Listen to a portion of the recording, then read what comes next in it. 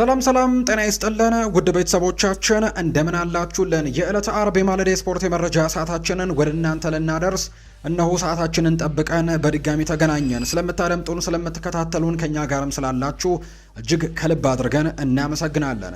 በዛሬ ፕሮግራማችን እንደተለመደው የተለያዩ ርዕሰ ጉዳዮችን ሰፋ አድርገን ወደ እናንተ የምናደርስ ይሆናል።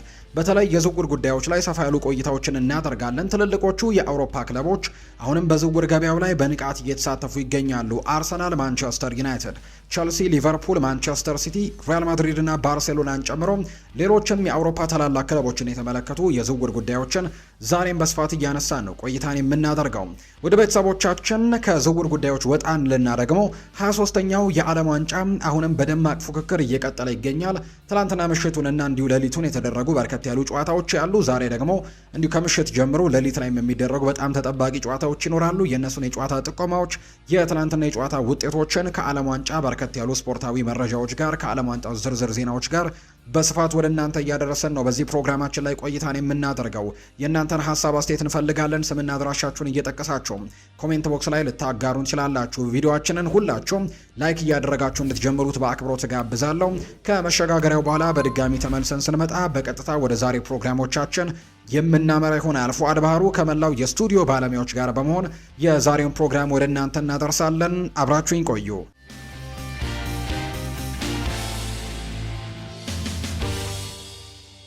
የዓለም ዋንጫ መረጃዎችን በማስቀደም ነው የዛሬ ፕሮግራማችንን የምንጀምረው። እንደተለመደው የዓለም ዋንጫ ጨዋታዎች ቀጥለው ተደርገዋል። የምድብ ሁለተኛ ጨዋታዎች ናቸው ቀጥለው እየተደረጉ የሚገኙት። በመጀመሪያዎቹ ምድቦች የሚገኙ ብሔራዊ ቡድኖችም የምድብ ሁለተኛ ጨዋታቸውን እያደረጉና እንዲሁ ያደረጉ ብሔራዊ ቡድኖችንም ጭምር ተመልክተናል። ከምሽት ጀምሮ ነው እነዚህ ጨዋታዎች ሲደረጉ የነበረ። የመጀመሪያው ጨዋታ ቼክ ሪፐብሊክን ከደቡብ አፍሪካ ጋር ያገናኘው መርሃ ግብር እንደነበረ ተመልክተናል። እነዚህ ሁለት ቡድኖች ጨዋታቸውን በአቻ ውጤት ነው ያጠናቀቁት። በዓለም ዋንጫ የምድብ ሁለተኛ ጨዋታቸውን እያደረጉት ቼክ ሪፐብሊክ እና ደቡብ አፍሪካ 1-1 በሆናቸው ውጤት ነው ጨዋታውን ያጠናቀቁት። ሳድሌክ ለቼክ ሪፐብሊክ፣ ምክዌና ደግሞ ለደቡብ አፍሪካ በፍጹም ቅጣት ምት ጎሉን ማስቆጠር ችሏል። ሁለቱ ብሔራዊ ቡድኖች በዓለም ዋንጫው የመጀመሪያ ነጥባቸውን ነው ማግኘት የቻሉት። በመጀመሪያዎቹ የምድብ ጨዋታዎች ሽንፈት ገጥሟቸው እንደነበር የምናስታውሰው ጉዳይ ነው። ቼክ ሪፐብሊክ በደቡብ ኮሪያ፣ ሜክሲኮ ደግሞ እንዲሁ ደቡብ አፍሪካን አሸንፋ እንደነበር እናስታውሳለን። ትናንትና ጨዋታውን በአቻ ውጤት ማጠናቀቃቸውን ተከትሎ አንዳንድ ነጥቦችን ማግኘት ችለዋል። በቀጣይ ደቡብ አፍሪካ ከደቡብ ኮሪያ ጋር ይጫወታሉ። ከዛ ውጪ ቼክ ሪፐብሊክ ከሜክሲኮ ብሔራዊ ቡድን ጋር የሚያደርጉት ጨዋታ እንዲሁ የሚጠበቅ ነው የሚሆነው።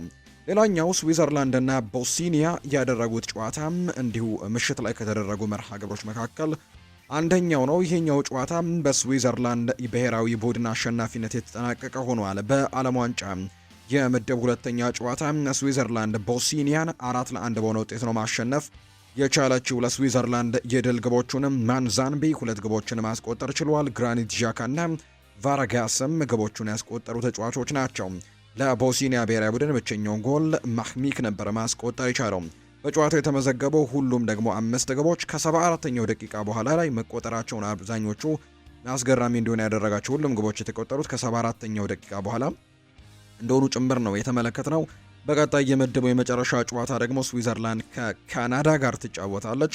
ቦስኒያ ደግሞ ከኳታር ጋር ጨዋታዋን እንደምታደርግ ነው ይፋ የተደረገው። በጣም በርከት ያሉ ግቦች የተቆጠሩበትና እንዲህ 2 ቀይ ካርዶች የተመለከትንበት ጨዋታ የነበረው ካናዳና ካታር ያደረጉት መርሃ ግብር ነው። ካናዳ ካታርን 6-0 በሆነ ሰፊ ውጤት ነው ማሸነፍ የቻለችው። በትላንትናው ገና ጨዋታው በጀመረ 33ኛው ደቂቃ ያው ከዛ በፊት 2 ጎሎች ተቆጥሮባቸዋል እርግጥ ነው። ነገር ግን 33ኛው ደቂቃ ላይ አንድ ተጫዋች በቀይ ካርድ ወጥቶባቸዋል፣ አልአሚን የተባለ ተጫዋች። ከዛ ውጪ 53ኛው ደቂቃ ላይ ማዲቦ የተባለ ተጫዋች ሌላ ደግሞ ቀይ ካርድ የተመለከተበት አጋጣሚን ጭምር ተመልክተናል። ነገር ግን ካናዳዎች ጨዋታውን መምራት የጀመሩት ገና በ16ኛው ደቂቃ ነው። ላሪን ባስቆጠረው ጎል በጨዋታው ላይ ጆናታን ዴቪድ የዩቬንቱስ ዋጥቂም 3 ግቦችን ማስቆጠር ችሏል። በዚህ ውድድር ላይ ከሊዮኔል ሜሲ በመቀጠል ሃትሪክ የሰራ ሌላኛው ተጫዋች መሆኑን ትላንትና አረጋግጧል። 3 ጎሎችን ማስቆጠር የቻለበትን መርሃ ግብር ሆኖ ተጠናቋል። ካናዳ ብሔራዊ ቡድን በአጠቃላይ 6 ግቦችን አስቆጥረው ካናዳ ጨዋታውን በበላይነት ማጠናቀቅ የቻሉበትም መርሃ ግብር እንደሆነ ጭምር ነው የተመለከትነው። ሌላኛው በተደረገው መርሃ ግብር ማለት ነው። ከዛ ውጪ እኛ አሁን ይህን መረጃ ወደ እናንተ እያደረስን ባለንበት ሰዓት ደግሞ አንድ መርሃ ግብር እየተደረገ ይገኛል። ሜክሲኮና ደቡብ ኮሪያ ጨዋታቸውን እያደረጉ ነው። እኛ አሁን ይህንን መረጃ እያነሳን ባለንበት ሰዓት 31ኛው ደቂቃ ላይ ነው የሚገኙት።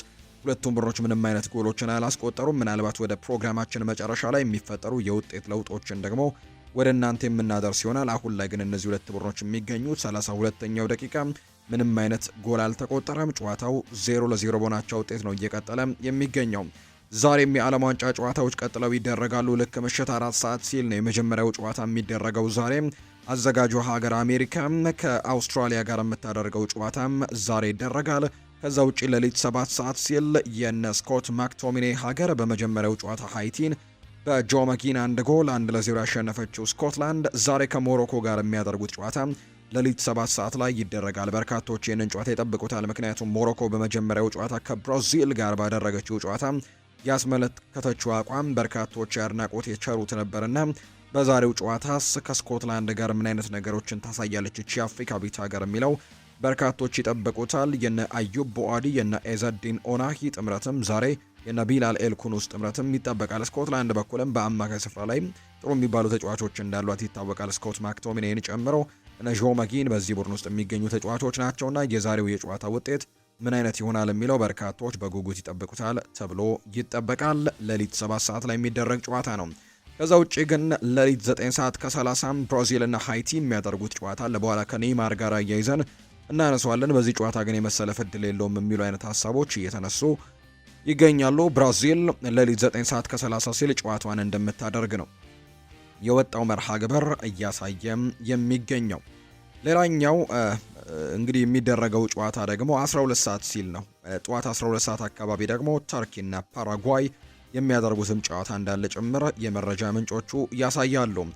ከዓለም ዋንጫ ጋር የተያዙ ሌሎች ጉዳዮችን እናንሳ። ቀደም ብዬ እንደገለጽኩላችሁ ኔይማር ጁኒየር በሃይቲው ጨዋታ ላይ እንደማይሰለፍ የሚያሳዩ መርሃ ግብሮች ናቸው እየወጡ የሚገኙት። ብራዚላዊው የፊት መስመር ተሰላፊ የሆነው ኔይማር ጁኒየር በሃይቲው ጨዋታ ላይ እንደማይሰለፍ ይፋ ተደርጓል።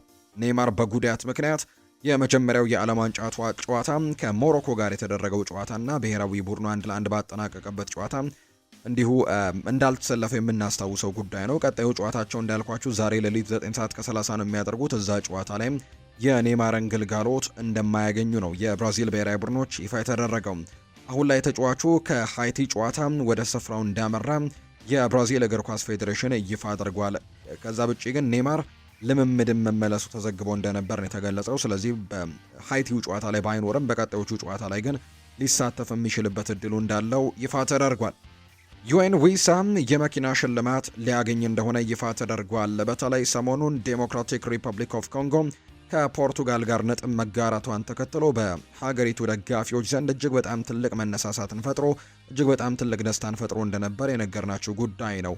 ያንን ጎል ያስቆጠረው ደግሞ 1-1 እንዲያጠናቅቁ ያደረገው ደግሞ የኒውካስል ዩናይትዱ የአጥቂ መስመር ተጫዋች የሆነው ዩኤን ዊሳ እንደሆነ ይታወቃልና ለዲሞክራቲክ ሪፐብሊክ ኦፍ ኮንጎ ግብ አስቆጣሪ ዩኤን ዊሳ የማበረታቻ ሽልማት ሊሰጠው እንደሆነ የሚያሳዩ መረጃዎችን ነው የሰማነው። ተጫዋቹ ፖርቱጋል ላይ ባስቆጠረው ግብም የመኪና ሽልማትና የቤት ሽልማትም እንደሚያገኝ ጭምር ይፋ ተደርጓል። በሀገሪቱ የሚገኝ አንድ የሪል ስቴት ተቋም በዓለም ዋንጫው ጎል ለሚያስቆጥር ተጫዋች ባለ 3 መኝታ አፓርታማ ለመስጠትም ቃል ገብቶ ነበር።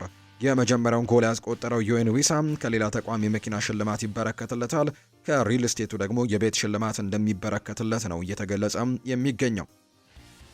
ዋሂ ወደ ካናዳ እንዲገባ ተፈቅዶለታል። የኮት ዲቮር የፊት መስመር ተሰላፊ የሆነው ኢሊዬ ዋሂ ወደ ካናዳ እንዳይገባ ተከልክሎ እንደነበር ነው በርካቶች የሚያነሱትና በዚህ መሰረትም ኮት ዲቮር ከጀርመን ብሔራዊ ቡድን ጋር በምታደርገው ጨዋታ ላይ የመጫወት እድል የለውም የሚሉ ዘገባዎች በትልቁ ሲወጡ ነበር። ነገር ግን አሁን ላይ የወጡ መረጃዎች እንደሚያሳዩት ከሆነ ግን ዋሂ አሁን ላይ እንዲጫወት ፍቃድ ተሰጥቶታል ወይም ደግሞ ወደ ካናዳ እንዲገባ ተፈቅዶለታል ተብሏል። ይሁን እንጂ ካናዳ አሁን ላይ ተጫዋቹ ወደ ሀገሪቱ እንዲገባ ፍቃድ ሰጥታዋለች። ይህንን ተከትሎ ዋሂም ኮት ዲቮር ከጀርመን ጋር በምታደርገው ጨዋታ ላይ ዝግጁ እንደሚሆን የሚያሳዩ መረጃዎች ናቸው ይፋ የተደረጉት። ተጫዋቹ ከጨዋታ ማጭበርበር ጋር በተያያዘ ታስሮ እንደነበርም ጭምር ነው ተዘግቦ እንደነበር የሚታወሰው። የኮት ዲቮር ብሔራዊ ቡድን የክንፍ ተሰላፊ የሆነው ያን ዲዮማንድ ከሜዳ ውጭ አሳዛኝ የህይወት ታሪክ ያለው ተጫዋች እንደሆነ በርካቶች ያነሳሉ። ያን ዲዮማንድ ከዓለም ዋንጫ በፊት በ15 ዓመቷ ህይወቷ ስላለፈው እህቱ የጻፈው መልእክት የብዙዎችን ስሜትም ነክቶ ነበር። ዲዮማንድ ሁሉም ጀርባው ባዞረበትና ነገሮች ያልሳካ ባሉት ሰዓት በሱ ግን ትልቅ እምነት የነበራት እህቱ ብቻ እንደነበረች ነው የሚናገረው። ተጫዋቹ በርካታ ታላላቅ ክለቦች አንፈልግህም ብለውት የቪዛ ቀንም አብቅቶ ተስፋ ቆርጦ ወደ አፍሪካ ተመልሶ እንደነበር ይነገራል። ይሁን እንጂ እህቱ አንድ ቀን ታላቅ ተጫዋች እንደሚሆንና እንደሚሳካላት መንገሯን በፍጹም አላቆመችም ነበር። ነገር ግን አንድ ቀን አሳዛኝ ክስተት ተፈጠረ። ያን ዲዮማንድ እህቱ አረፈች የሚል አጭር ስልክ ጥሪ እንደደረሰው መረጃው ይናገራል። ዲዮማንድ ስለ ክስተቱ ሲናገር አንድ ሰው እህቴ መጠጥ ውስጥ ባዕድ ነገር ጨምሮ ነው ከዛ እንዳልነቃች የተነገረኝ። ከዛን ጊዜ በኋላ አንዱ የአካል ክፍሌም ተለየኝ የሚለው ያን ዲዮማንድ ነገር ግን ያንን ህመም ወደ ስኬት መቀየር ችያለሁ ሲል ይናገራል። አሁን ላይ ሀገሩን በዓለም ዋንጫ ወክሎ የጨዋታው ኮከብ የተባለም ሲሆን ሊቨርፑልን ጨምሮ በታላላቅ ክለቦችም በትልቁ እየተፈለገ ነው። ዲዮማንድ ለእህቱ በገባላት ቃለም ጎል ባስቆጠር ዓለም ሁሉ ስምሽን እንዲያውቅ አደርጋለሁ ሲልም ጭምር ነው ዲዮማንድ የሚናገረው። አንቺ ትክክል እንደሆንሽ አረጋግጣለሁ ያለው ዲዮማንድ ባይሆንልኝ እንኳን ሞክሬ ሞታለሁ ሲልም ጭምር ነው የተናገረውና ዲዮማንድን በተመለከተ እህቱ ከዚህ በኋላ ቀጣዩ ሮናልዶ ትሆናለህ ስትልም ጭምር ነግራው እንደነበርና አንቺ ትክክል ነሽ የሚል መልእክትም እንዳጋራ ነው እየተገለጸ የሚገኘውና አሳዛኝ ታሪክ እንዳለው ነው በርካቶች እያነሱ የሚገኘው። አርጀንቲናዊው ኮከብ ሊዮኔል ሜሲም ሲያለቅስ የነበረው በተለይ ጨዋታው ላይ ሃትሪክ ከሰራ በኋላ ከአልጄሪያ ጋር በነበረው ጨዋታ ሲያለቅስ ተመልክተነው ነበርና አባቱ ታሞ ስለመሆኑ ተዘግቦ እንደነበር የምናስታውሰው ነው። አሁን ላይ የሊዮኔል ሜሲ ቤተሰቦች ባወጡት ይፋዊ መግለጫ የመረጃውን ትክክለኝነት አረጋግጠውታል። የሊዮኔል ሜሲ አባት የጤና እክል እንደገጠማቸው ያረጋገጡት ቤተሰቡ በአሁኑ ሰዓት የሕክምና ክትትል ላይ መሆናቸውንም ጭምር ነው ይፋ ያደረጉት። ሆርግ ሜሲ በአሁኑ ሰዓት እየተሻላቸውና ተስፋ ሰጪ ምልክት እያሳዩ መሆኑን ነው ቤተሰቡ በመግለጫው ላይ እንደተናገረ ዘገባው የጠቆመው። የኬፕ ቨርድ ግብ ጠባቂ ቮሲኒሃ በርካቶችን ያስገረመ አቋም ማሳየቱ ይታወሳል። ከስፔን ብሔራዊ ቡድን ጋር በነበረው ጨዋታ የቮሲኒሃ እናትም ወደ አሜሪካ ሊያቀኑ እንደሆነ ይፋ ተደርጓል። በዓለም ዋንጫው ጥሩ እንቅስቃሴ ያደረገው የኬፕ ቨርድ ግብ ጠባቂ ቮሲኒሃ በቪዛ ምክንያት እናቱ ወደ አሜሪካ መውሰድ እንዳልቻለ ገልጾ ነበር። ቮሲኒያ በአስተያየቱ እናቴ በቪዛ ምክንያት ወደ አሜሪካ መታ ልትደግፈኝ አልቻለችም ሲልም ተናግሮ ነበርና መታ ብታኝ ደስ ይለኛል ሲልም ተደምጦ እንደነበር እናስታውሳለን። የአሜሪካ ስቴት ክፍል ይህንን ከሰማ በኋላ የቮሲኒያን ወላጅናት ወደ አሜሪካ ለመውሰድም ጥራት መጀመሩን ነው የታወቀው። አሁን ላይ የቮሲኒያ ወላጅናት የአሜሪካ ጉዞ ወረቀቶችን ለመጨረስ ወደ ኬፕ ቨርድ ዋና ከተማ ማምራታቸውን የተነገረው። ወላጅናቱ የአሜሪካ ቪዛ ማግኘታቸውን ተከትሎ በቅርቡ ወደ አሜሪካ በማቅናት ከልጃቸው ጋር ይገናኛሉ ተብሎ እንደሚጠበቅ ነው የመረጃ ምንጩ ይፋ የተደረገው። የቀድሞ የማንቸስተር ዩናይትድ ተጫዋች የነበረውና የዲሞክራቲክ ሪፐብሊክ ኦፍ ኮንጎ ተጫዋች የሆነው አክሰል ቱዋዜምቤ ይናገራል። ፖርቱጋላዊው ክሪስቲያኖ ሮናልዶ አሁንም ለነገሮችና ለጎሎች የተራበ ተጫዋች ነው ሲል ይናገራል። ምን አይነት መደነቅ ነው፣ ምን አይነት መሰጠት ነው ሲልም ይናገራል አክሰል ቱዋዜምቤ። ክሪስቲያኖ ሮናልዶ አሁንም ለነገሮች የተራበ ነው ሲል ይገልጸዋል። ሳጥን ውስጥ አሁንም አደገኛ ነው፣ ነገር ግን እርሱ ከኛ ጋር ሲጫወት እድለኛ አልነበረም፣ እጅጉንም አዝኖ ተመልክቼዋለሁ። እኔ በበኩሌ ከእርሱ ጋር በተቃራኒ ተጫውቼ በእንደዚህ አይነት መልኩ ጨዋታን መጨረስ በጣም አስደሳች ነገር ነው ሲል ይናገራል። አሁንም ቢሆን እርሱ ግቦችን ሊያስቆጥር የሚችልባቸው በጣም በርከት ያሉ ጨዋታዎች ከፊቱ ይጠብቁታል ብዬ አስባለሁ ሲል ነው ቱዋዜምቤ የተናገረው። ሀገሩ ዲሞክራቲክ ሪፐብሊክ ኦፍ ኮንጎ ከፖርቱጋል ጋር ጨዋታዋን አቻ ማጠናቀቋን የምናስታውሰው ጉዳይ ነው። አርሰናልን የተመለከቱ መረጃዎችን ደግሞ እናነሳላችሁ። ክለቦችን የተመለከቱ ስፖርታዊ ጉዳዮችን ስናነሳ ቤን ዋይት ከተለያዩ የአውሮፓና የእንግሊዝ ክለቦች ፍላጎት መኖሩን ተከትሎ በአርሰናል ቤት ያልተረጋገጠ የወደፊት ቆይታን ተጋፍጧል የሚሉ መረጃዎች ያሉ። የማገገም ሂደቱ በጥሩ ሁኔታ ላይ እየሄደ ነው።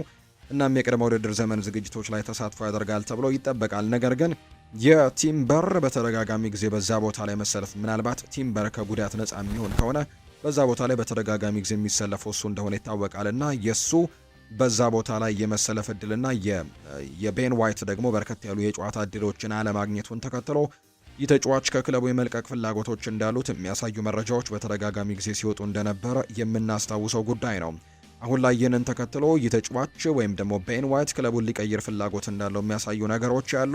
የቲምበር ጉዳት አርሰናል በቤን ዋይት ላይ ለሚያስተላልፉት ውሳኔ ግን ተጽዕኖ ሊኖረው ይችላል ተብሎ ይታመናል። ቲምበር በጉዳት ምክንያት ከዓለም ዋንጫው ስብስብ ከኔዘርላንድ ብሔራዊ ቡድን ስብስብ ውጭ መደረጉን የምናስታውሰው ነውና ቶሎ ከጉዳቱ ማገገም የማይችል ከሆነ አርሰናል ቤን ዋይትን አሳልፎ የመስጠት እድሉን በጣም ጠባብ ያደርገዋል ተብሎ እንደሚታሰብ ነው ስካይ ስፖርት የተባለ የመረጃ ምንጭም ይፋ ያደረገው። ሚኬል አርቴታ በሞርጋን ሮጀርስ፣ በኤሊ ጁኒየር ክሩፒ እና በአዩብ ቦአዲ ከዛ ውጭ በክሪስቶስ ዞሊስ ላይ በእያንዳንዳቸው ላይ ፍላጎት በማሳየቱ አርሰናል ወደ ስራ ወደ በዛበትና ብዙ ወጪዎች ወዳሉበት የክረምት የዝውውር መስኮት እያመሩ ይመስላል ይላል የመረጃ ምንጩ። በተለይ ለለንደን ክለቦች ቅርብ የሆነው ፉትቦል ለንደን የተባለው የመረጃ ምንጭ ነው ይህንን ይፋ እያደረገ የሚገኘውና እነዚህ ተጫዋቾችን ለማስፈረም ጥረቶችን ያደርጋል ተብሎ ይጠበቃል። አርሰናል በተለይ አሰልጣኝ ሚኬል አርቴታ እነዚህ 4 ተጫዋቾች ላይ በጣም ትልቅ ፍላጎቶችን እያሳየ እንደሚገኝ ነው የተገለጸው። ስለዚህ በቀጣይ በዚህ የክረምት የተጫዋቾች የዝውውር መስኮት አርሰናል እንቅስቃሴ የሚያደርገው በአስተን ቪላው ሞርጋን ሮጀርስ፣ በቦርንመዙ ኤሊ ጁኒየር ክሮፒ፣ በሊሉ አዩብ ቦአዲ እና በክለብ ብሩዡ ክሪስቶስ ዞሊስ ላይ ይሆናል ተብሎ ይጠበቃል። አርሰናል በዚህ ክረምት 200 ሚሊዮን ፓውንድ ሊደርስ የሚችል የዝውውር በጀትንም በእጅ ተባለ የሚሉ መረጃዎችም በትልቁ እየወጡ ይገኛሉ። ትልልቅ ነገሮችንም ለማድረግ ጥረቶችን ያደርጋሉ ተብሎ ይታሰባል። ከነዚህ መካከል ግን የሞርጋን ሮጀርስ ስምም እንዳለበት ጭምር ይነገራል። ከዛ ውጭ ግን ምናልባት የሌላኛው የፓሪስ ሳን ዠርሜን ተጫዋች የሆነው የብራድሌ ባርኮላንም ጉዳይ አሁንም እንዳልተዉትና ይህንም ተጫዋች ሊመለከቱ የሚችሉበት እድል እንዳለ ነው የተገለጸው። በአንድ አማራጭ ላይ ከማተኮር ይልቅ በተመሳሳይ ሰዓት በብዙ ኢላማዎች ላይ መስራትን ምርጫቸው ያደርጋሉ ተብሎ ነው የሚጠበቀው አርሰናሎች። ስለዚህም በዚህ መሰረትም አሁን ላይ አርሰናሎች በሞርጋን ሮጀርስም ከዛ ውጪ በብራድሌ ባርኮላ ላይም እንቅስቃሴዎችን ያደርጋል ተብሎ እንደሚጠበቅ የመረጃ ምንጩ ይፋ እያደረገ እንደሚገኝ ነው የተገለጸው። አርሰናል ክሪስቶስ ዞሊስን ለማስፈረም በሚደረገው ፉክክር ውስጥ ብቻውን እንዳልሆነ ግን የመረጃ ምንጮች ይጠቁማሉ። ነገር ግን ሙሉ ለሙሉ ሁኔታው እንግዲህ በቁጥጥራቸው ስር መሆኑ ጥርጥር እንደሌለው ነው የመረጃ ምንጩ የሚጠቁመው። ነገር ግን ብቸኛው ክለብ ግን አይደለም አርሰናል ይህንን ተጫዋች ስለማስፈረም እያሰበ የሚገኝ ቡድን በመሆን የቦሩሲያ ዶርትመንድን ፍላጎት አሁን ላይ ትልቅ ነው ተብሏል። ነገር ግን ክለብ ብሩዥ ለግሪኩ ኮከብ የሚጠይቁትን 40 ሚሊዮን ዩሮ ዶርትሙንድ ለመክፈል ምናልባት ሊያንገራግር ይችላልና በዚህ ምክንያት ከፉክክሩ ውጭ ሊሆን የሚችልበት እድል ይኖራል ተብሎ ይታሰባል። አሁን ላይ አርሰናል ክሪስቶስ ዞሊስን ለማስፈረም ቀዳሚው ክለብ ነው ተብሎ ነው የሚታሰበው። ይፋዊ ጥያቄዎችንም በመጠባበቅ ላይ እንደሆኑ ነው ክለብ ብሩዦች እየተገለጸ የሚገኘው። ስለዚህም ይህንን ግሪካዊ ተጫዋችም ለማስፈረም አርሰናሎች በትልቁ እድሉ ቢኖራቸውም ነገር ግን ሌሎች ተፎካካሪ ክለቦች ወደዚህ ዝውውር ሊመጡ የሚችሉበት እድሉ እንዳለ የሚያሳዩ መረጃዎች ናቸው እየወጡ የሚገኙት። አርሰናል የዝውውር ጥያቄን አቅርበዋል። የሰሜን ለንደኑ ክለብ አርሰናል የክንፍ መስመር ተጫዋቹን ጀረሚ ሞንጋን ለማስፈረም በተለይ በሌስተር ሲቲ ቤትም ጥሩ እንቅስቃሴዎችን የሚያደርገውን ይህንን ተጫዋች ለማስፈረም እንቅስቃሴዎችን ያደርጋል ተብሎ ይታሰባል። ተጫዋቹ 16 ዓመት ተጫዋች ነው። የክንፍ ተጫዋቹ ጀረሚ ሞንጋ አርሰናልን ለመቀላቀል ከፍተኛ ፍላጎት እንዳለው ነው አሁን ላይ እየተገለጸ የሚገኘው። የተጫዋቹ የዝውውር ሂደት በፍጥነት እየተጠናቀቀ እየመጣ ነው። አርሰናሎች ለወደፊትም ተስፋ ያለውና ቢሸጥ እንኳን በጣም ትርፍ ማምጣት የሚችልን ወጣት ተጫዋች ለማስፈረም በትልቁ እየሰሩ ነው። ይፋዊ ጥያቄዎችንም ጭምር እንዳቀረቡ ነው እየተገለጸ የሚገኘው። ስለዚህ በቅርቡ ይህንን ተጫዋች ለማስፈረም ሁሉን ነገሮችን ያጠናቅቃሉ ተብሎ ይታሰባል ተብሎ ነው የሚጠበቀውና ጀረሚ ሞንጋ ቀጣዩ የአርሰናል ተጫዋች የመሆን እድሉ በጣም ሰፊ ነው ተብሎ ይጠበቃል። የማንቸስተር ዩናይትድን ጉዳዮች ደግሞ ወደ እናንተ እናደርስ። ማኑኤል ኡጋርቴ ወደ ኤሲ ሚላን ሊያመራ የሚችልበት እድል እንዳለ ይፋ ተደርጓል።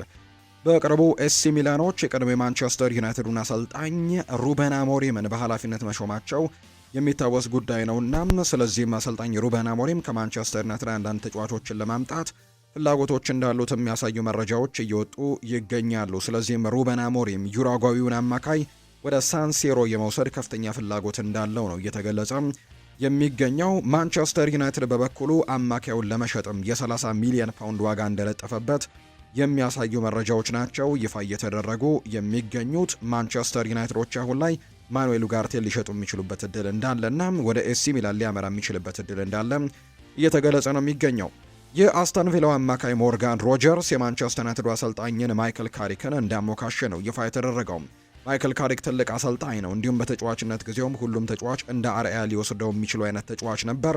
ማንቸስተር ዩናይትድ እንግዲህ ሞርጋን ሮጀርስን የማስፈረም ፍላጎቶች እንዳሉት በተደጋጋሚ ጊዜ ይገለጻል። ያን ያክል ጠንከር ብለው እዚህ ተጫዋች ላይ ፍላጎቶችን ባያሳዩም ነገር ግን አርሰናል ነው አሁን ላይ በትልቁ ሞርጋን ሮጀርስን ለማስፈረም ትልቅ ጥረቶችን እያደረገ የሚገኘው ክለብ። ነገር ግን ማንቸስተር ዩናይትዶች በይበልጥ ማጠናከር የሚፈልጉትን ቦታ ነው አሁን በትልቁ እንቅስቃሴዎች እያደረጉበት የሚገኘው። ይህ ተጫዋች ለጥቂት ጊዜያትም ቢሆን በሚድልስቦሮ አሳልፎ ነበርና ያን የሚድልስቦሮ አሰልጣኝ የነበረው ማይክል ካሪክ ነበር ከዚህ ተጫዋች ጋር በጋራ መስራታቸው የሚታወስ ነው። በዚህ ምክንያትም ተጫዋቹ ለአሰልጣኙ በጣም ጥሩ ፍላጎትና አድናቆት እንዳለው በርካቶች ነው የሚያነሱት። ኢሊማን እንጃዬ በማንቸስተር ዩናይትድ እቅድ ውስጥ ካሉ ተጫዋቾች መካከል አንደኛው እንደሆነ ይፋ ተደርጓል። የመርሲሳይዱ ክለብ ኤቨርተን የመስመር ተጫዋች የሆነው ኢሊማን እንጃዬ በዚህ የክረምት የዝውውር መስኮት ከክለቡ ጋር ሊለያይ እንደሚችል ይፋ እየተደረገ ነው። ተጫዋቹ በቶፊዎቹ ቤት የሚያቆየውን አዲሱን ለመፈራረምም በድርድር ላይ እንደሚገኝ ሲገለጽ፣ ሆኖም ግን እስካሁን ከስምምነት ላይ እንዳልደረሰ ነው የመረጃ ምንጩ የዘገበው። ምናልባትም ነገሮች በዚህ መልኩ የሚቀጥሉ ከሆነ ማንቸስተር ዩናይትዶች ያልታሰበ የዝውውር ጥያቄ ሊያቀርቡለት እንደሚችሉ ነው የተነገረው። የላንክሻየሩ ክለብ ባለስልጣናትም ተጫዋቹን በትልቅ ደረጃ እንደሚመለከቱት ነው የሚያሳዩ መረጃዎች እየወጡ የሚገኙት። እንደ ቤን ጃኮብስ ዘገባ ከሆነ ማንቸስተር ዩናይትድ ሌኒማን ጃይን ለማስፈረም በጣም ትልቅ ጥረቶችን ያደርጋል ተብሎ ነው የሚጠበቀው።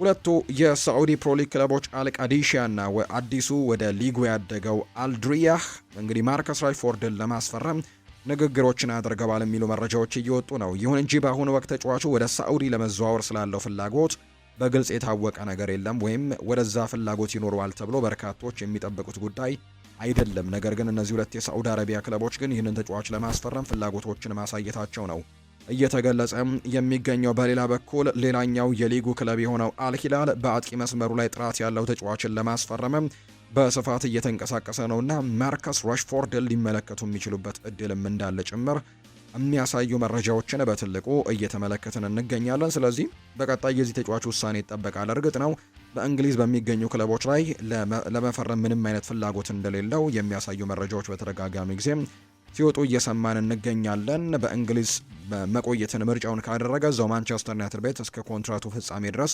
መቆየትን ምርጫውን ያደርጋል ተብሎ ይጠበቃል። ካልሆነ ግን ወደ ሌሎች ክለቦች የማምራት ፍላጎቶች ነው ያሉት፣ በተለይ ከሊግ ውጪ ወዳሉ ክለቦች። በትልቁ የእሱ ፍላጎት የነበረው በባርሴሎና መቆየትን ነበር። ነገር ግን ባርሴሎና የውል አንቀጹ ላይ የተካተተውን ሂሳብ ግን መቀበል ፍላጎቱ አልሆነም። በቅርቡ ግን በተለይ በዓለም ዋንጫ ላይ ያሳየው በመጀመሪያው የእንግሊዝ ብሔራዊ ቡድን ጨዋታ ከክሮኤሽያ ጋር በነበረው ጨዋታ ተቀይሮ ገብቶ ያሳየው አቋም ግን በርካቶችን ያስደነቀ ሆኗልና ምናልባት በዚህ አቋሙ የሚቀጥል ከሆነ በቀጣይ ጨዋታዎች ላይም ጥሩ ነገሮችን ማሳየት የሚችል ከሆነ ምናልባት ሌሎች ክለቦችም ወደዚህ ዝውውር ሊመጡ የሚችሉበት እድሉ እንዳለ የመረጃ ምንጮቹ ይፋ አድርገዋል። ማንቸስተር ዩናይትድ ለግራ ክንፍ አጥቂ ቅድሚያ ይሰጣል ተብሎ ይጠበቃል። ዩናይትድ የግራ መስመሩን ለማጠናከር ወደ ገበያው እንደወጣና የተለያዩ ተጫዋቾችን እየተመለከተ እንደሚገኝ ነው የመረጃ ምንጩ ይፋ ያደረገው።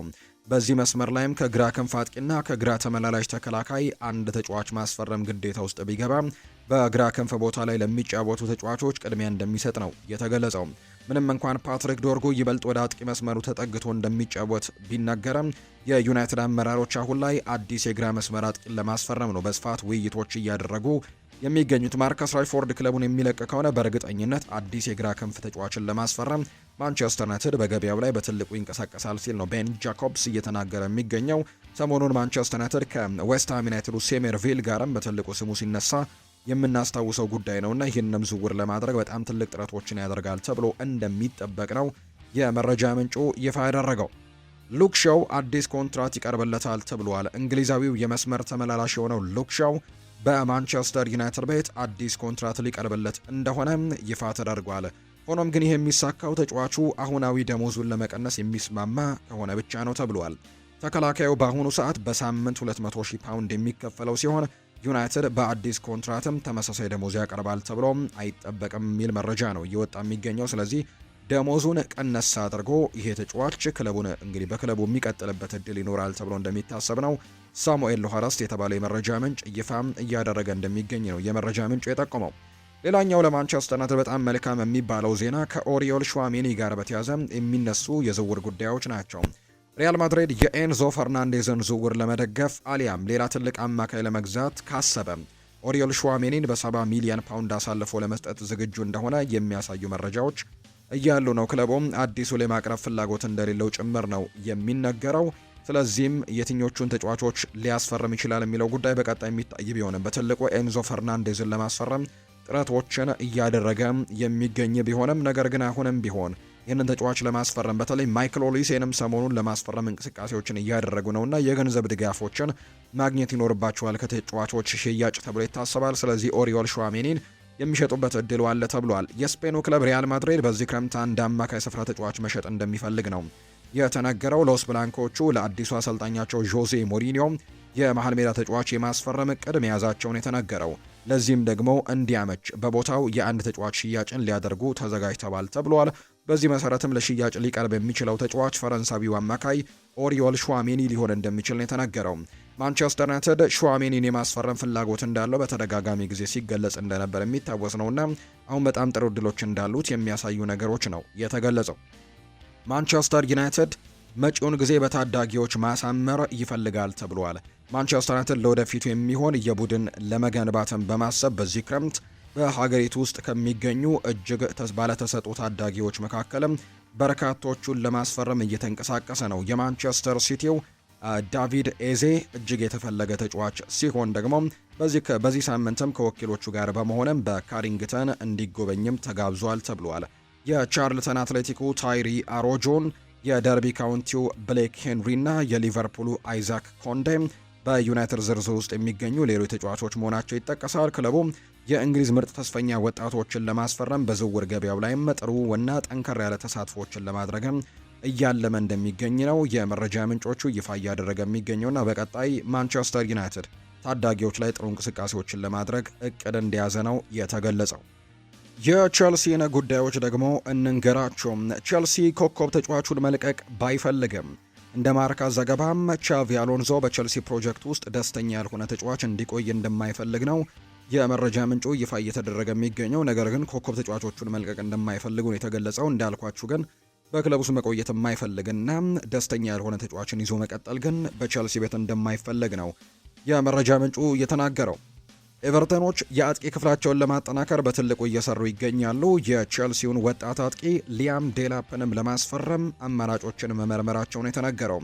ኤቨርተን ለአዲሱ የውድድር ዘመን የአጥቂ አማራጮቹን ለማስፋት እርሱን ከሚፈልጉ ክለቦች መካከልም ሆኖ እንደተገኘ የመረጃ ምንጩ ይጠቁማል። ነገር ግን ተጫዋቹ እንግዲህ ቼልሲ ተጫዋቹን በውሰት በመልቀቅ ወይም ደግሞ በቡድኑ ለማቆየት የሚወስነው ውሳኔ በቀጣዮቹ ሳምንታት ይወሰናል ተብሎ እንደሚጠበቅ ነው የመረጃ ምንጩ ይፋ እያደረገ የሚገኘው። በቀጣይ እነዚህ ውሳኔዎች በቼልሲ ቤት ይሰጣሉ ተብሎ ይታሰባል። ሊያም ዴላፕ በጣም ጥሩ የሚባል ጊዜን በዚህ የውድድር ዓመት አላሳለፈም። እንደውም በፕሪሚየር ሊጉ አንድ ጎል ብቻ ማስቆጠሩን እናስታውሳለንና አስከፊ የሚባል ጊዜ ነው በቼልሲ ቤት በመጀመሪያው የውድድር ዓመቱ ያሳለፈው። ነገር ግን ታዳጊ ነው። በርከት ያሉ ጊዜያቶችን በጥሩ ሁኔታ መመለስ የሚችል አይነት ጊዜዎች ያሉት ተጫዋች ነውና በዚያ ምክንያት ቼልሲ ሙሉ ለሙሉ ይህንን ተጫዋች የመልቀቅ ፍላጎቶችን እስካሁን ድረስ አላሳየም። ነገር ግን በቼልሲ ቤት አልተሳካም እና ምናልባት በውሰት ወደ ኤቨርተን ሊያመራ የሚችልበት እድሉም እንዳለ ይፋ ተደርጓል። ጆዜ ሞሪኒዮ በመሃል ሜዳው ላይ ያለውን ቀዳሚ ኢላማ አሁን ላይ ኤንዞ ፈርናንዴዝን ማስፈረም እንደሆነ በይፋ ተነግሯል። ቼልሲ ፍሎሬንቲኖ ፔሬዝ ለአንድ ትልቅ ተጫዋች 150 ሚሊዮን ለማውጣት ዝግጁ መሆኑን ያውቃሉ። እናም ከኤንዞ ፈርናንዴዝም ከ120 ሚሊዮን ፓውንድ በላይ ማግኘት እንደሚፈልጉ ነው ቼልሲዎች የሚናገሩት። ሪያል ማድሪድ አሁን ይፋዊ ውይይቶችን ለመጀመር በቅርቡ ይዘጋጃል ተብሎ ይታሰባል። ቼልሲዎች ከዚህ ተጫዋች ግን 120 ሚሊዮን ፓውንዶችን ማግኘት እንደሚፈልጉ ነው በይፋ የተናገሩት። ስፖርቲንግ ሊዝበን ለኦስማን ዲያማንዴ ቢያንስ ከ40 እስከ 45 ሚሊዮን ዩሮችን እየጠየቁ ነው። ቼልሲ፣ ቦርንመዝ እና ኮሞ ለአይቮሪ ኮስታዊው ተከላካይም ትልቅ ፍላጎት አላቸው። ስለዚህም ኦስማን ዲያማንዴ ምናልባት ወደ እንግሊዝ ሊያመራ የሚችል ከሆነ ቼልሲ ሌላኛው ተመራጩ ክለብ ሊሆን እንደሚችል የሚያሳዩ መረጃዎች ይፋ ተደርገዋል። ቼልሲ የዩቬንቱስን ተከላካይ አንድሪያ ካምቢያሶንም ለማስፈረም ድርድር ላይ እንደሚገኝ የመረጃ ምንጮቹ ያሳያሉ። ስምምነቱን ለማሳካት ቼልሲ አጥቂውን ኒኮላ ጃክሰንን የዝውውሩ አካል አድርገው ለዩቬንቱስ ሊያቀርቡ የሚችሉበት እድልም እንዳለ ተነግሯል። ዩቬንቱስ ከካምቢያሶ ዝውውር ከ35 እስከ 50 ሚሊዮን ዩሮ ይፈልጋሉ። እናም በአሁኑ ሰዓት ደግሞ ውይይቱ ተጫዋቹን ከገንዘብ ጋር በሚካተትም ስምምነት ላይ ያተኮረ ነው ተብሏል። በተጨማሪም ሌሎች ክለቦችም ለተጫዋቹ ፍላጎት እያሳዩ እንደሚገኙ የመረጃ ምንጮቹ በትልቁ እየጠቆሙ እንደሚገኙ ነው ላጋዜታ ዴሎ ስፖርት የተባለው የመረጃ ምንጭ ይፋ ያደረገው። ማርኮ ኮሬያ ይናገራል። የቀድሞ ቼልሲ ተጫዋች አሁን ለሪያል ማድሪድ በቅርቡ ፊርማውን ያኖረው ተጫዋች እንደሚናገረው ከሆነ ቼልሲን መልቀቅ ቀላል አይደለም ሲል ይናገራል። ቼልሲ ላደረገልኝ ነገሮች ሁሉ እጅግ በጣም አመስጋኝ ነኝ። ነገር ግን አሁን ላይ የምወስደው እርምጃ የበለጠ ትልቅ ነው። ወደ ሀገሬና ወደ አንድ ትልቅ ክለብም እየተመለስኩኝ ነው ሲልም ጭምር ነው የተናገረው። ማርኮ ኮሬያ ነው ይህንን ሀሳብ የሰጠው። ሊቨርፑልን የተመለከቱ መረጃዎችን እናንሳ። ሊቨርፑል ለያን ዲያማንዴ የመጀመሪያ ጥያቄያቸውን እንዳቀረቡ ይፋ ተደርጓል። የቀረበው የዝውውር ዋጋ በግምትም 90 ሚሊዮን ዩሮ ሊሆን እንደሚችል የሚያሳዩ መረጃዎች ያሉ፣ ተጨማሪ 10 ሚሊዮን ዩሮ ደግሞ በተለያዩ ሁኔታዎች ወይም አድኦንሶች ላይ የተመሰረተ እንደሚሆን የሚያሳዩ መረጃዎችን እየተመለከተን እንገኛለን። ስለዚህ ሊቨርፑሎች ለያን ዲያማንዴ የመጀመሪያ ጥያቄያቸውን አቅርበዋል። ነገር ግን ይህንን ጥያቄ አርቢ ለይፕዚጎች ወዲያው ነው ውድቅ ያደረጉት። እንደ ቤን ጃኮብስ እንደ ፋብሪዚዮ ሮማኖ መረጃም ከሆነ ሊቨርፑሎች ለሊያብዚሾች ያቀረቡት የ100 ሚሊዮን ዩሮ የዝውውር ጥያቄን ሊያብዚሾች ወደ ውድቅ አድርገውታል። ነገሮች ግን አሁንም ንግግሮች ይቀጥላሉ ተብሎ እንደሚታሰብ ነው የመረጃ ምንጮቹ ይፋ እያደረጉ እንደሚገኝ የተገለጸው። ንግግሮች አሁንም በቅርቡ ይቀጥላሉ ተብሎ ይታሰባል። ሊቨርፑል ግን ሌሎች አማራጮችም እንዳሏቸው ይሰማቸዋልና እነዛን አማራጮችም ለመመልከት ጥረቶችን የሚያደርጉበት እድሎች እንዳሉ ጭምር ይፋ ተደርጓል። ሊያብዚሽ የተጫዋቹን ኮንትራት ማደስም ይፈልጋል። እናም እሱን ለሊቨርፑልም ሆነ ለፓሪስ ሰን ዠርሜን መሸጥ እንደማይፈልግ ነው እየተነገረ የሚገኘው። የተጫዋቹን ውሳኔ ነው የሚጠብቁት። ለተጫዋቹ አንድ ኦፈርን አቅርበውለታል። በትልቅ ገንዘብ ወደ ሌላ ክለብ መቀላቀል ወይም ደግሞ በሊያብዚሽ ኮንትራት መፈረም የሚል ጥያቄን እንዳቀረቡለት ይፋ መደረጉ ነው እየተገለጸ የሚገኘውና በቅርቡ ውሳኔውን ይወስናል ተብሎ ይታሰባል። ሊያብዚሽ የተጫዋቹን ኮንትራት ለማደስም ግን ትልቅ ጥረቶችን እያደረገ እንደሚገኝ ነው የተገለጸው። ሊቨርፑል የአረቢ ለብዚሹን የ100 ሚሊዮን ዩሮ የዝውውር ጥቅል ውድቅ ከተደረገ በኋላ በቅርቡ የተሻሻለ የዋጋ ጥያቄን ግን ይዘው እንደሚመለሱ የመረጃ ምንጮቹ በትልቁ እየጠቆሙ ይገኛሉ። ክለቡ የተጫዋቹን የደሞዝና የኮንትራት ፍላጎትን የሚያውቅ ሲሆን ከሊያብዚሽ ጋርም እንዲሁ ስምምነት ላይም ከተደረሰ በግሉል ዙሪያ ምንም አይነት ችግር ይፈጠራል ተብሎ አይጠበቅም። ፓሪስ ሰን ዠርሜን እስካሁን ድረስ ምንም አይነት የዝውውር ጥያቄዎችን እንዳላቀረበ ነው የመረጃ ምንጮቹ ይፋ ያደረጉት። ሊቨርፑል ብቻ ነው እስካሁን ጥያቄ ያቀረበው።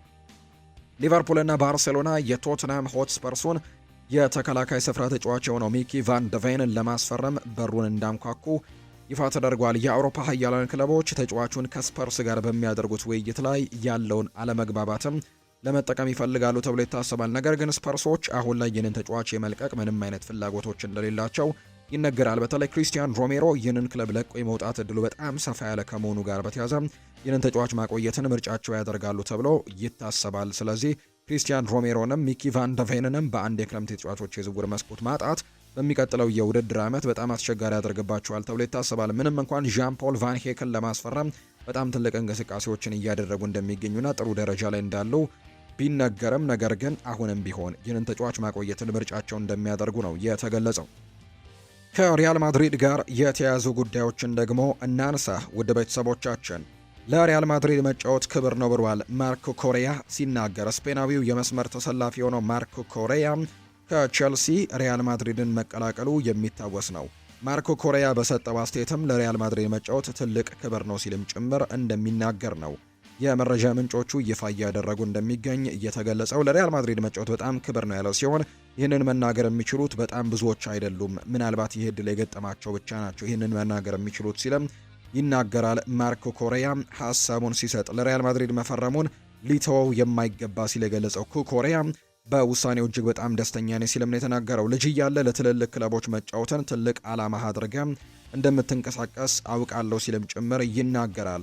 ሪያል ማድሪድ ደግሞ ከህልሞች መካከል አንደኛው ነው ሲልም ጭምር ነው የተናገረው ማርኮ ኮሬያ። የዚህ ተጫዋች ዝውውር እንግዲህ በፍጥነት እንደተደረገ ይታወሳል። በተለይ አትሌቲኮ ማድሪድ ይህንን ተጫዋች ለማስፈረም ተስማምቶ ጨርሶ እንደነበር የሚታወስ ጉዳይ ነው። ነገር ግን በመጨረሻ ወደ ሪያል ማድሪድ መቀላቀልን ምርጫው ያደርገዋል። ሲናገር ስለ ኩኮሬያ ወይም ደግሞ ወደ ሪያል ማድሪድ ያደረገውን ዝውውር በተመለከተ ሲናገርም ሁሉም ነገር በአንድ ቀን ተኩል ወይም ደግሞ በሁለት ቀናት ውስጥ ነው የተጠናቀቁት ብዬ አስባለሁ።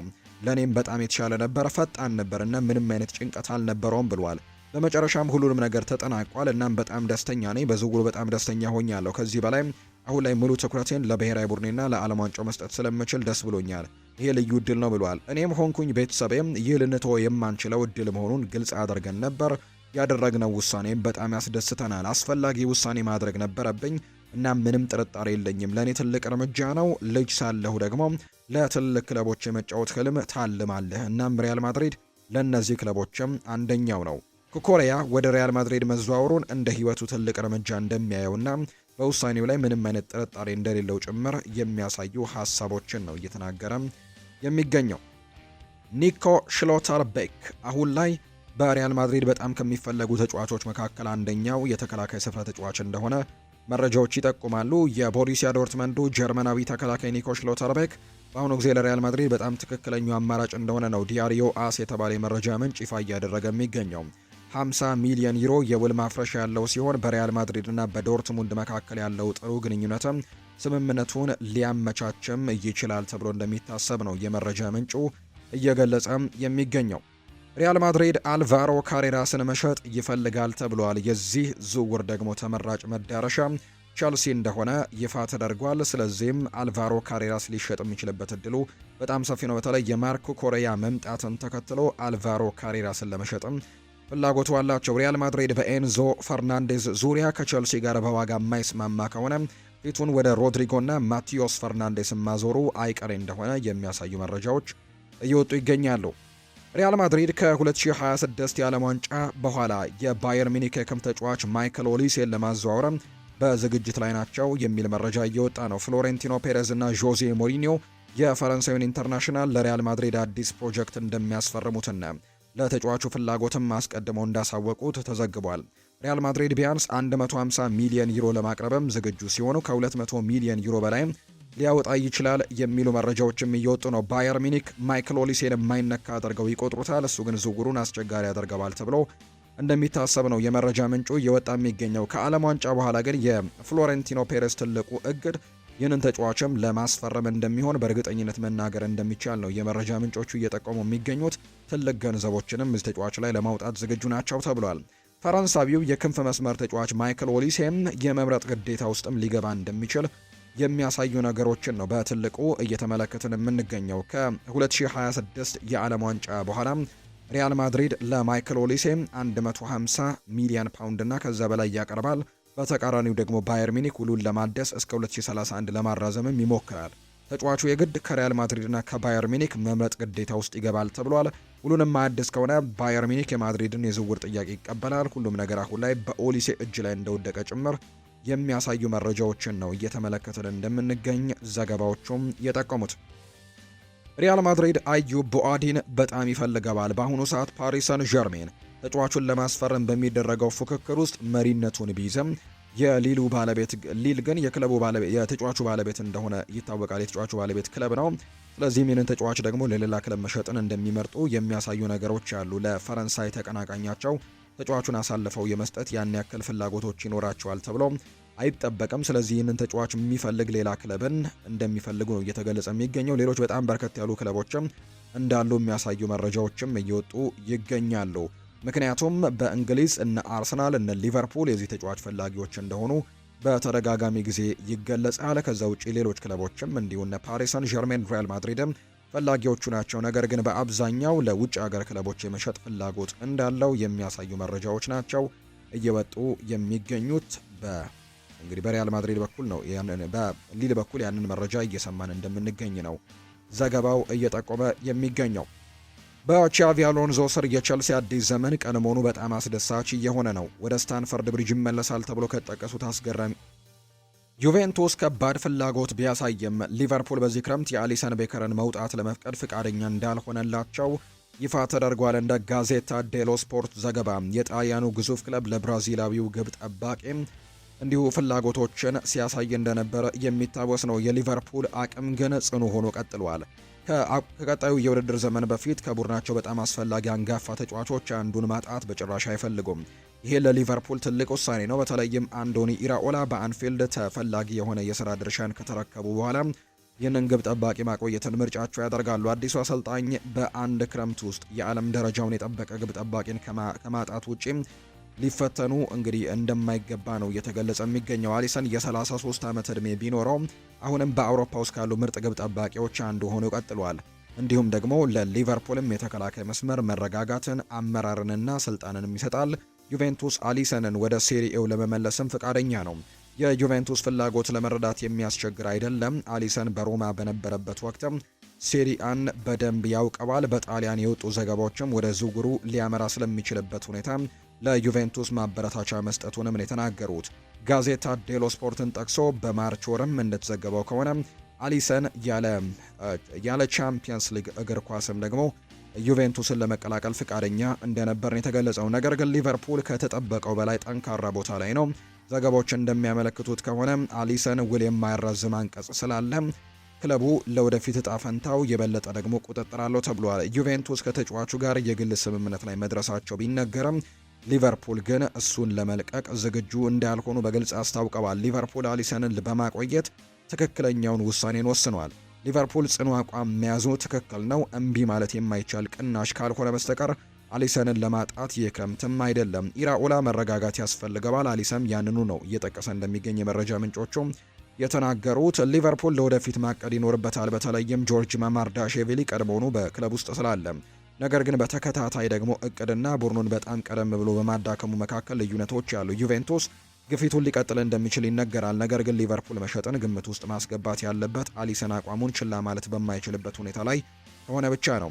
እሱን ማቆየት በጣም ብልህ ውሳኔ ይመስላል። አዲስ ዘመንም መሪዎችን ይፈልጋል። አሊሰንም አሁንም ከሊቨርፑል ታላላቅ መሪዎች አንደኛው ይሆናል ተብሎ ስለሚታሰብ በተለይ ወሳኝ ተጫዋቾቹንም ስላጣ ሊቨርፑል አሁን ላይ በቀጣይ ይህንን ተጫዋችም የመልቀቅ ፍላጎቶች ይኖሩታል ተብሎ እንደማይጠበቅ ነው የመረጃ ምንጩ ይፋ ያደረገው። ሚኬል አርቴታ የአርሰናል የፕሪሚየር ሊግ የዋንጫ ድል በኋላ በዚህ ክረምት ትልቅ የቡድን መልሶ ግንባታ እንደሚኖር ፍንጭ ሰጥቷል። ቡድኑን ይበልጥ ለማሳደግም ታቅዶ የሚደረጉ የሚወጡና የሚመጡ ተጫዋቾችም እንዳሉ ይፋ ተደርጓል። ይሄ ታሪክ በመጀመሪያ የታለመው በዴይሊ ሜል መረጃ ላይ ነው። እንደ ዘገባዎቹ ጥቆማ ከሆነ ምንጮች እንደሚጠቁሙት ማለት ነው ክለቡ ባለፈው እንግዲህ ጊዜያት በቻምፒየንስ ሊግ ለፍጻሜ ደርሶ በፓሪስ ሰን ዠርሜን ከተሸነፈ በኋላ በቀጣይ የውድድር ዓመት ራሱን ከዚህ በላይ አጠናክሮ ለመምጣት የተለያዩ እንቅስቃሴዎችን ያደርጋል። የሚወጡም የሚገቡም ተጫዋቾች እንዳሉ ነው በትልቁ እየተነገረ የሚገኘው። አሁን ላይ ሁሊያን አልቫሬዝ፣ ኤሊ ጁኒየር ክሩፒ ያሉ ትልልቅ ስሞች እንደሚደነቁ ማረጋገጥ ቢቻልም በሌሎች ሊሆኑ የሚችሉ ኢላማዎች ላይም እንዲሁ ቡድኑን ለማጠናከርም ስለሚደረጉ ማንኛቸውም እንቅስቃሴዎች ተጨማሪ ተጨባጭ መረጃዎች እየወጡ ይገኛሉ። አንዳንድ የመረጃ ምንጮች እንደሚናገሩት ከሆነ በቡድኑ ላይ በትልቁ ተጫዋቾች ሽያጭ በመጀመሪያ ሊከናወን እንደሚችል የሚያሳዩ ነገሮች ያሉ። ስለዚህ በአውሮፓ ታላላቅ ክለቦች ትልልቅ ፍላጎቶችን እየሳቡ የሚገኙ ሌሎች ኮከቦችን መጀመሪያ መልቀቅ ላይ ትኩረት ሊያደርጉ ይችላሉ። ከነዚህ መካከል አንደኛው ሊያንድሮ ትሮሳርድ በትልልቅ ክለቦች ፍላጎቱ ዝርዝር ውስጥ አለ። ትሮሳርድ ለመልቀቅ ትክክለኛው ጊዜ እንደሆነ ወይም ጋብሪኤል ማርቲኔሊ መሸጥ ቅድሚያ ሊሰጠው የሚገባ ጉዳይ እንደሆነ በቀጣይ በትልቁ ይወሰናል ተብሎ ይታሰባል። ነገር ግን የቀድሞው የብራይተን ተጫዋች በዚህ ክረምት በትክክለኛው ዋጋ የሚሸጥበት እድል በትልቁ እንዳለ ነው የመረጃ ምንጩ የሚጠቁመው። አርሰናል ለትሮሳርድ ለሚመጡ ቅናሾች ክፍት ነው ሲሉ ከወኪሎች የሚወጡ የመረጃ ምንጮችም በትልቁ እየተናገሩ ይገኛሉ። ኮንትራቱ በሚቀጥለው ክረምት ላይ ያበቃል። ስለዚህም አሁን ላይ ለመሸጥ የመጨረሻው እድል ነው።